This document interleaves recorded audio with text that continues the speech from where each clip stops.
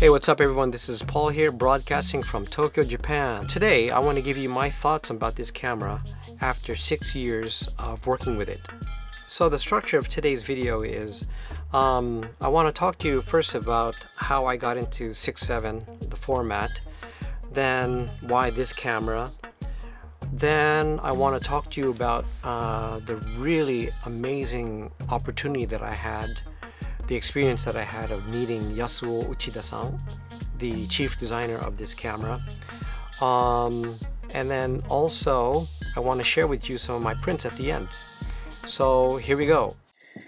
I was looking to do a portrait project and I was just searching online. Then I came across a German photographer named Malte Wandel. I hope I'm pronouncing that correctly. And when I saw his photo set, I just fell in love with the format. It was just absolutely stunning, just beautiful. And I emailed him, I got in touch with him. And I asked him, what lens did you use? And he replied that he used, first of all, he used a Pentax 6.7 and a 105 millimeter. I thought, oh wow, okay, that's a really sharp one. I got a Pentax 6.7 II, and I shot with that.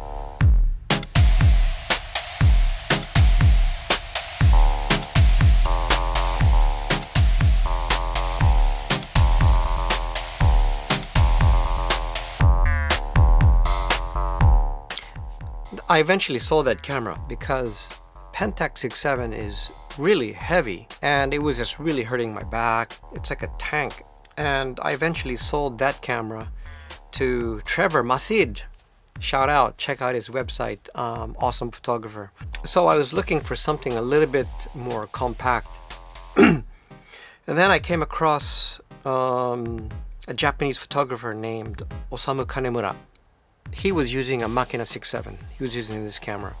写真もすごく人間の肉眼では見えないようなディティールを映し込んでる。その細部がすごく強調される、ディティールが強調されるっていう意味ではやっぱりオピウムドリーム、そのドリームと写真っていうのがすごく似てるなっていうね、感じがしてね、一つここにタイトルをつけたわけです。The design is very cool, especially with the bellows. It's small, it's compact.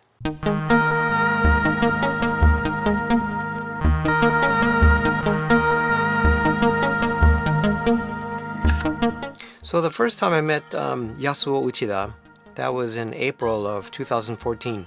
I had arranged to meet him with one kind of objective, and that was to take his portrait. I thought it would be kind of interesting for this camera to meet its maker. And it was really nice because when I approached him and he saw the camera, it's like he had met an old friend. So I told him, I said, I'm here because I simply want to take your photo. I want this camera to meet its maker. And he said, oh yeah, sure. So I think I took 2 shots with Kodak 400, Portra 400, sorry. After I took his picture, he said, well, some of us were going out for coffee. Would you like to join us? And I thought, oh my God, I had an appointment somewhere else. I said, I'm sorry, but I can't join this time. I hope to be able to join in the future. He said, oh yeah, sure. After that, we kept in touch by email, and he was kind enough to send me some stuff, some little presents like books and a DVD. He was on television. It was his interview. The second time I met him, which was in 2015, I asked him, hey, can I interview you? Can I video you? because I think, what you have to say, many people would be interested. So we met in Starbucks, and it's kind of weird because I had a camera and a boundary mic on the table. It wasn't really the ideal interview situation.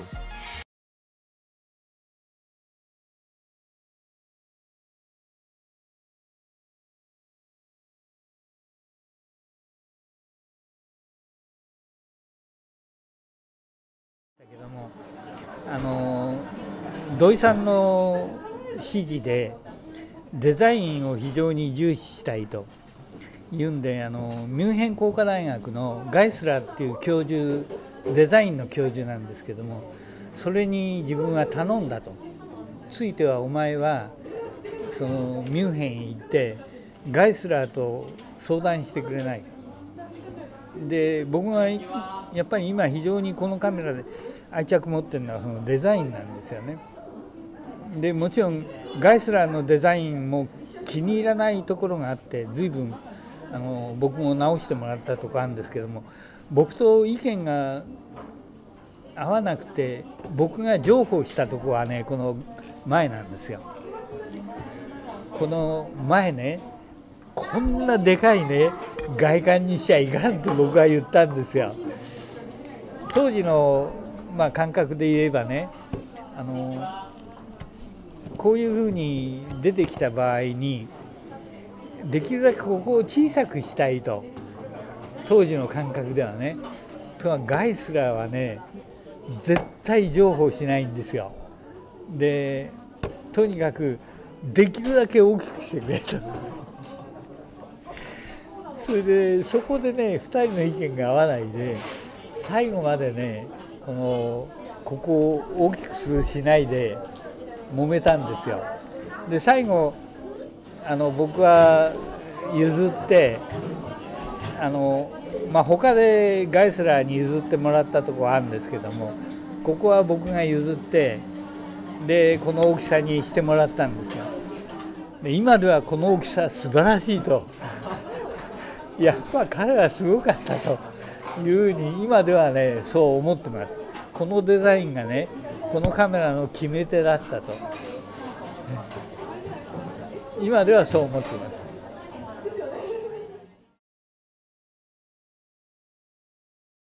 土井さんはね、一番僕と土井さんの意見が食い違ったのは、土井さんはこれを当時流行ってた AE オートマティックエクスポージャー自動露出にしてくれと。で僕は絶対ダメだと。もう AE の技術はその時も完成してましたからね、どこのメーカーも。だから土井さんは AE でやりたいと。僕は絶対にダメだと。なぜですか？なぜかっていうとね、このカメラはアマチュアが使うカメラではないと。ね。でプロは白黒フィルムとかカラーネガのフィルムとかを使うんじゃないと。だいたいリバーサルを使うと。でリバーサルを使う人にとって露出の良し悪しっていうのは決定的であると。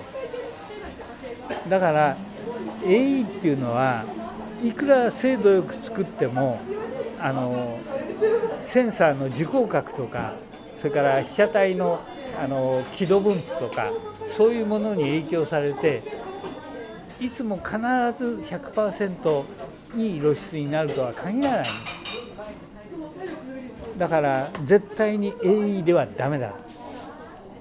ここはねもう本当にものすごい議論しましたね。で僕はこれはね絶対に自分で自信のある露出にするカメラにしたいと。この20度の合致したところなわけです。これは非常に小さい黄色のマークなんですよ。でここだけを測る時光角にしたいと。だから特殊なセンサーを使って非常に狭い時光角にして、その20度の合致するところが自分の欲しい露出なんだと。そういう考え方にしたわけです。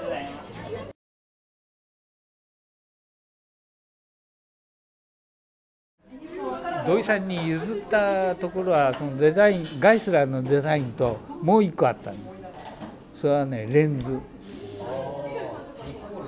ニッコールなんです。で僕はね、うちのレンズを使えと、うちに頼みに来たんだからね、うちのレンズ使えとしたらね、とにかくそれは勘弁してくれと。つまりね、このもうプラウベルに頼む時に土井さんはお金を払って開発費払ってニコンにこれ専用のレンズを作らせてたんです。でどうしても自分は出来上がってるニッコールを使いたいと。でお前頼みに来たんだからうちのレンズ使え随分それは議論したんですよ。でじゃあね、分かったと、そのレンズを俺に貸せと。で俺はちょっとテストする。でそれで俺が気に入ったらね、それでいいと。そうしたらそれがすごいレンズだったんですよ。そうですか。負けましたって。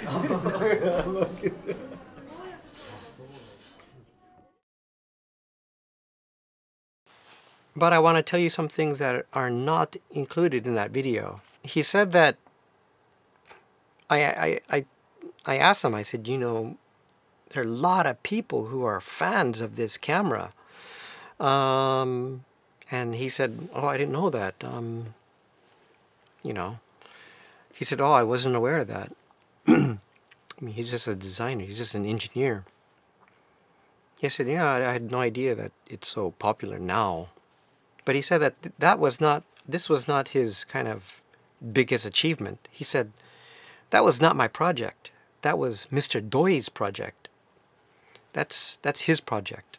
But for him, his biggest achievement was developing the Konica C35 autofocus.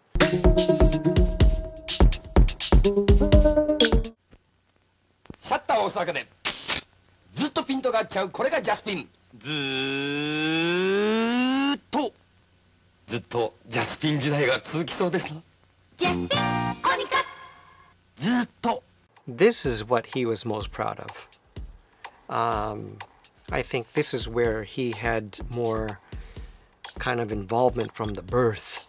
This is what he was most proud of, not this, interestingly enough. So, after 6 years of having this camera, what are my thoughts about it? I love this camera.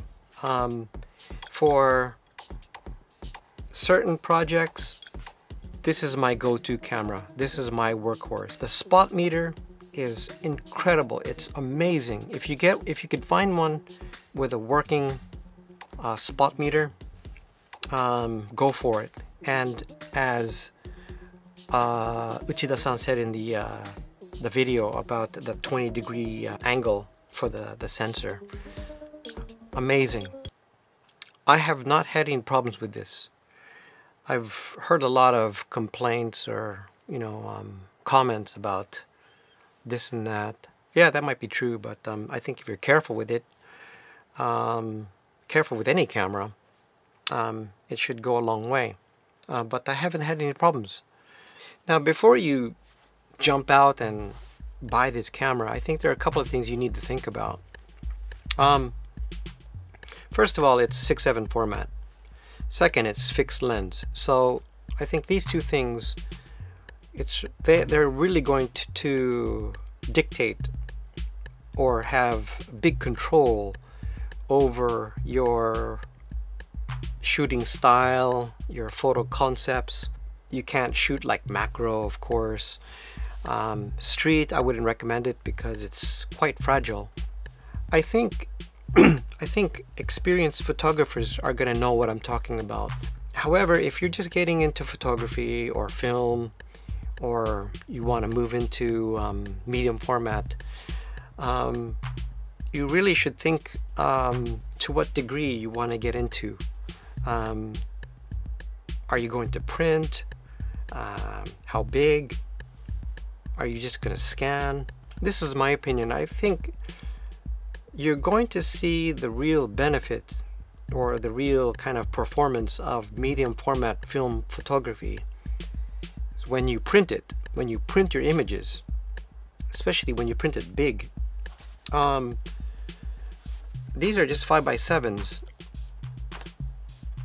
and well, you can't really see it here, but the detail is incredible, especially when I have this loop here. This is 400 film. Would I get the Pentax 67? Would I get a Mamiya 7? Would I get this Mamiya? Yes, absolutely. Those are all fantastic cameras. If I have a project